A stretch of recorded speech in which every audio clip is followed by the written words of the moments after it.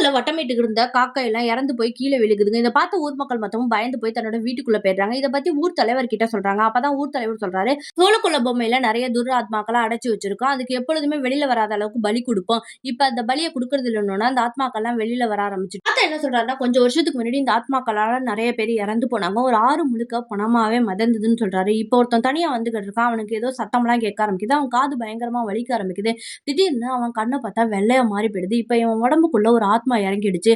கொல பொம்மைக்கு பலி கொடுக்கறதுக்காக ஒரு எரும மாட்ட இழுத்துட்டு வராங்க. இப்ப அந்த எரும மாட்ட வளர்த்தவன் ரொம்ப கண்ணீரோட அந்த எரும மாட்ட பலி குடுக்க போறான். ஆத்மா இறங்குனுச்சுல அவன் உடம்புல ஏதோ ரத்தக்கரை பட்ட மாரி இருக்கும். இப்ப அந்த பலி குடுக்க வந்த மக்கள் ஃபுல்லாவுக்கும் ஏதோ சத்தம் கேட்க ஆரம்பிக்குது. அந்த சத்தத்த அவங்களால தாங்கவே முடியல. அவங்க காது பயங்கரமா வலிக்க ஆரம்பிக்குது. அவங்க கண்ணெல்லாம் வெள்ளையா மாறிடுது.